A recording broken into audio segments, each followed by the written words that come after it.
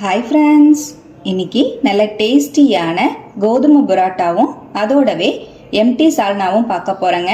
ரொம்பவே ஹெல்த்தியான இந்த கோதுமை பரோட்டாவும் எம்டி சால்னாவும் ரொம்ப சிம்பிளாக செஞ்சிடலாம். இப்போ எப்படி செய்கிறதுன்னு பார்க்கலாங்க. அதுக்கு முன்னாடி நம்ம சேனலை சப்ஸ்கிரைப் பண்ணாதவங்க சப்ஸ்கிரைப் பண்ணி ஒரு சப்போர்ட் கொடுங்க.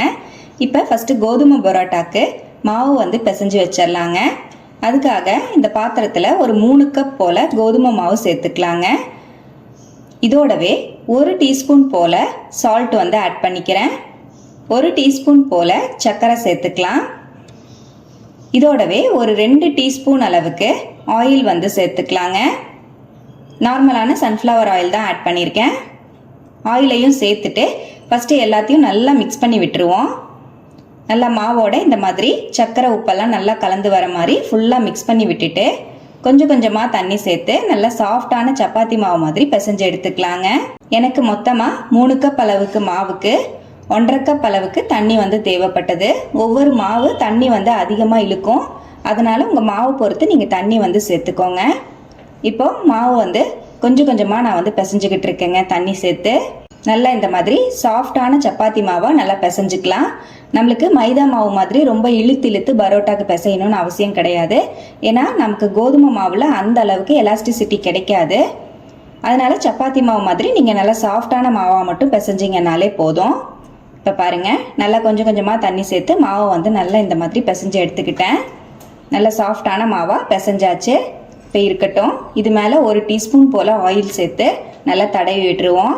ஒரு அரை மணி நேரத்திலிருந்து 1 மணி நேரம் மாவு நல்லா ஊறி வந்தால் நமக்கு நல்லா சாஃப்டான பரோட்டா கிடைக்குங்க.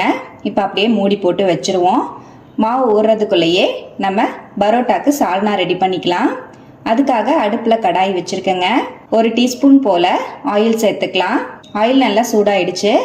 ஒரு 1.5 டீஸ்பூன் அளவுக்கு சோம்பு சேர்த்துக்கலாங்க. இதோடவே 2 கிராம்பு சேர்த்துக்கலாம். சின்ன துண்டு பட்டை 1 சேர்த்துக்கலாம். ஒரு அன்னாச்சி பூ ஆட் பண்ணிக்கிறேங்க. எல்லாத்தையும் சேர்த்து நல்லா பொரிஞ்சதுக்கு அப்புறமா 10-15 சின்ன வெங்காயத்தை உரிச்சு வச்சிருக்கேன்.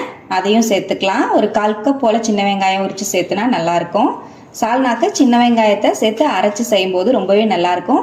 சின்ன வெங்காயம் இல்லைன்னா நீங்க மீடியம் சைஸ்ல ஒரு 3 பெரிய வெங்காயத்தை கட் பண்ணி சேர்த்துக்கோங்க. வெங்காயத்தை சேர்த்து நல்லா வதக்கி விட்டுட்டு இதோடவே ஒரு அரை மூடி தேங்காவை சில்ல கட் பண்ணி வச்சிருக்கேன். அதையும் சேர்த்துக்கலாம். தேங்காவையும் சேர்த்து நல்லா வதக்கி விட்டுக்கலாங்க. நல்லா ஒரு 2 நிமிஷம் போல தேங்காய் சேர்த்து நல்லா வதக்கி விட்டுட்டு நம்ம இறக்கிக்கலாம். இப்போ தேங்காய் சேர்த்து நல்லா வதக்கி விட்டுட்டேன். இப்போ நல்லா ஆறுனதுக்கு அப்புறமா மிக்ஸி ஜாருக்கு மாற்றிக்கலாங்க. இப்போ நம்ம வதக்கி வச்சிருக்கிற வெங்காயம் தேங்காய் எல்லாத்தையும் நான் மிக்ஸி ஜாருக்கு சேர்த்துட்டேன். இதோடவே 1 இன்ச் அளவுக்கு இஞ்சியை பொடியாக கட் பண்ணி வச்சிருக்கேன். அதையும் சேர்த்துக்கலாம். ஒரு 12 பல்லு பூண்டை உரிச்சு வச்சிருக்கேன். அதையும் சேர்த்துக்கலாம். 1 டேபிள் ஸ்பூன் போல பொட்டுக்கல்லை எடுத்திருக்கேன். அதையும் சேர்த்துக்கிறேன். பொட்டுக்கல்லைக்கு பதிலாக முந்திரி பருப்பு இருந்தால் நீங்கள் ஒரு 7-8 முந்திரி பருப்பு கூட சேர்த்துக்கலாம். டேஸ்ட் ரொம்பவே நல்லா இருக்கும். இப்போ இதோடவே ஒரு பச்சை மிளகாயை சேர்த்துக்கலாங்க. எல்லாத்தையும் சேர்த்துட்டு கொஞ்சமாக தண்ணி சேர்த்து நல்லா நைஸான பேஸ்ட்டாக அரைச்சி எடுத்துக்கலாங்க.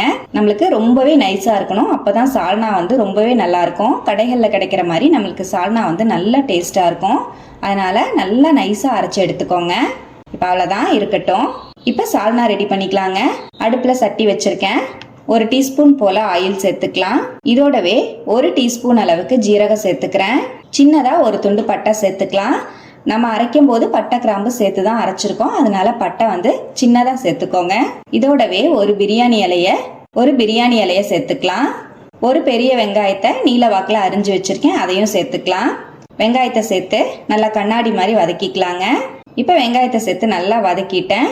இதோடவே 2 மீடியம் சைஸ் தக்காளி பழத்தை பொடியாக கட் பண்ணி வச்சிருக்கேன். அதையும் சேர்த்துக்கலாம்.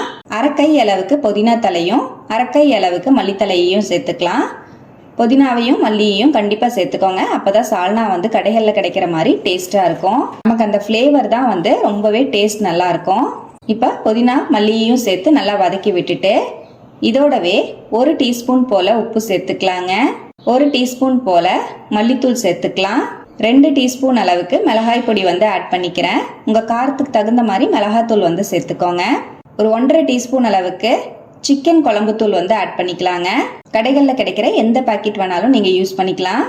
இப்போ நான் ஒரு 1.5 டீஸ்பூன் அளவுக்கு சிக்கன் குழம்பு தூள் சேர்த்துட்டு நல்லா வதக்கி விட்டுக்கலாம். பொடியெல்லாம் சேர்த்து நல்லா பச்சை வாசம் போகிற மாதிரி வதக்கி எடுத்துக்கலாங்க. 1 நிமிஷம் போல் நல்லா இந்த மாதிரி வதக்கி விட்டுட்டேன். இப்போ கொஞ்சமாக தண்ணி சேர்த்து நல்லா வேக வச்சுக்கலாம். நம்மளுக்கு தக்காளி இருக்கிற இடமே தெரியக்கூடாது, அந்த அளவுக்கு தக்காளியை நல்லா வேக வச்சுக்கலாங்க. இப்போ ஒரு 2 டேபிள் ஸ்பூன் போல் தண்ணி சேர்த்து நல்லா வதக்கி விட்டுக்கலாம். இப்போ இந்த மாதிரி தண்ணி சேர்த்து நல்லா வதக்கிட்டேங்க.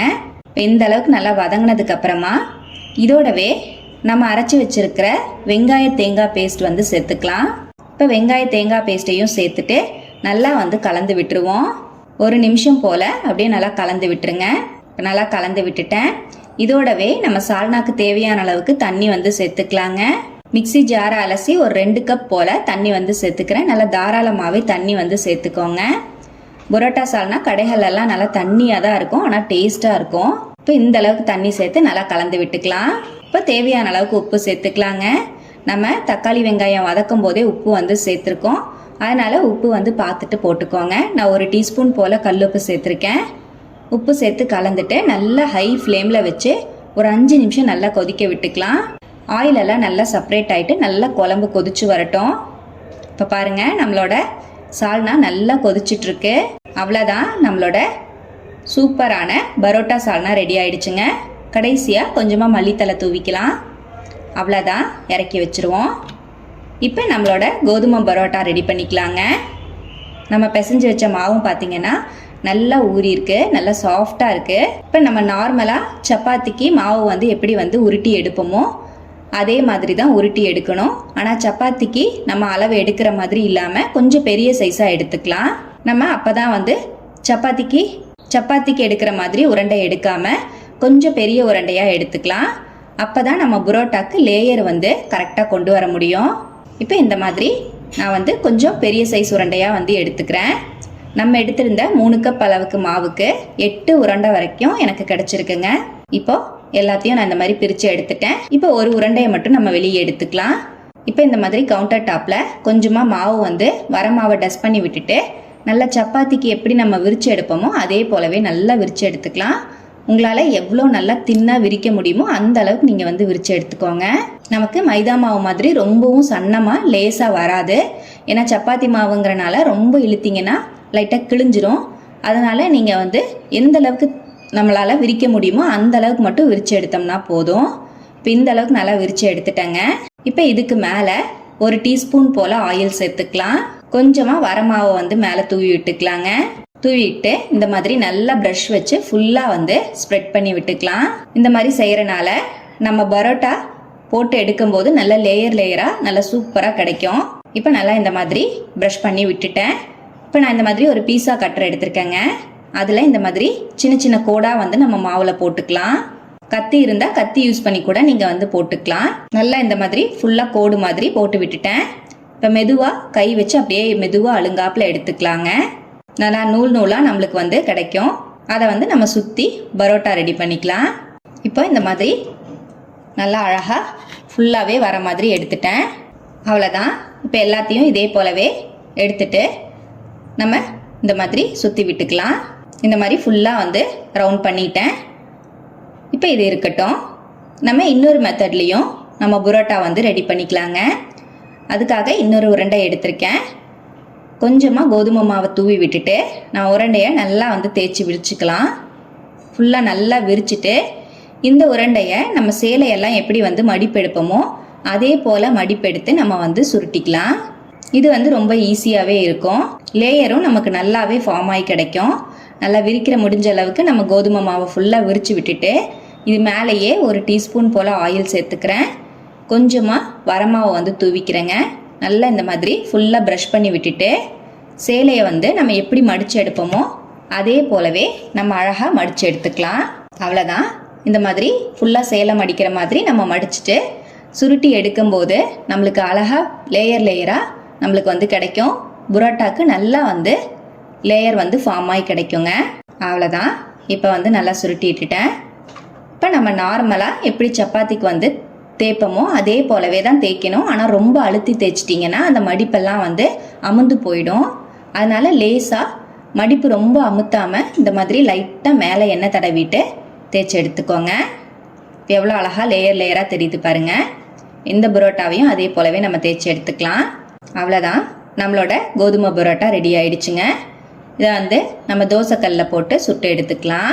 இப்போது தோசைக்கல் நல்லா ஹை ஃப்ளேமில் நல்லா சூடுபடுத்திக்கிட்டேன். இப்போ நம்ம புரோட்டாவை வந்து சேர்த்துக்கலாம். நல்லா 2 சைடும் திருப்பி விட்டு நல்லா பொறுமையாக நம்ம வேக வச்சு எடுத்துக்கலாங்க. நல்லா கலர் வந்ததுக்கப்புறமா வெளியே எடுத்துக்கலாம். கொஞ்சமாக ஆயில் சேர்த்துட்டு நல்லா திருப்பி விட்டு வேக வச்சுக்கலாம். கடைகளில் நம்ம மைதா மாவு பரோட்டா வாங்கினோன்னா நிறைய ஆயில் சேர்ப்பாங்க. ஆனால் நம்ம கோதுமை மாவு பரோட்டா செய்யறப்போ நமக்கு கொஞ்சமாக தான் ஆயில் வந்து தேவைப்படும்.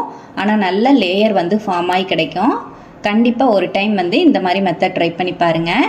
அவ்வளோதான், நம்மளோட பரோட்டா வந்து ரெடி ஆயிடுச்சு. எவ்வளோ அழகாக லேயர் லேயராக தனியாகவே பிரிஞ்சு வந்திருக்கு பாருங்கள். நல்லா சூப்பராக ரெடி ஆயிடுச்சு. வெளியே எடுத்துடலாம். இதே போலவே நம்ம இன்னொரு பரோட்டாவையும் போட்டு சுட்டு எடுத்துக்கலாம். இதுவும் நல்லா கலர் வந்ததுக்கப்புறமா வெளியே எடுத்துக்குவோம். நல்லா பொறுமையாக சுட்டு எடுத்துக்கோங்க. ஏன்னா நம்ம லேயர் லேயராக வச்சுருக்கிறனால உள்ள மாவெல்லாம் வேகாமல் இருக்கும். அதனால நல்லா பொறுமையாகவே சுட்டு எடுத்துக்கோங்க. அவ்வளோதான், இந்த புரோட்டாவும் ரெடி ஆயிடுச்சு.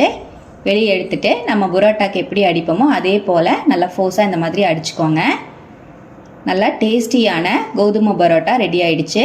எவ்வளோ சூப்பராக இருக்குது பாருங்கள். அப்படியே நம்ம மைதா பரோட்டா மாதிரியே இருக்கும். டேஸ்ட்டும் ரொம்பவே நல்லா இருக்குங்க. நல்ல டேஸ்டியான கோதுமை பரோட்டாவும் நம்மளோட எம்டி சால்னாவும் ரொம்பவே சிம்பிளாக ரெடி ஆயாச்சு. கண்டிப்பாக நீங்களும் இதே போல் ட்ரை பண்ணி பாருங்கள். ட்ரை பண்ணி பார்த்துட்டு எப்படி வந்ததுன்னு மறக்காமல் கமெண்ட்லேயும் ஷேர் பண்ணுங்கள். நம்ம சேனலை இப்போ தான் ஃபஸ்ட் டைம் பார்க்குறீங்கன்னா ப்ளீஸ் சப்ஸ்கிரைப் பண்ணி ஒரு சப்போர்ட் கொடுங்க. லைக் பண்ணி ஷேர் பண்ணி கமெண்ட் பண்ணுங்கள். தேங்க்யூ ஃப்ரெண்ட்ஸ், பாய்.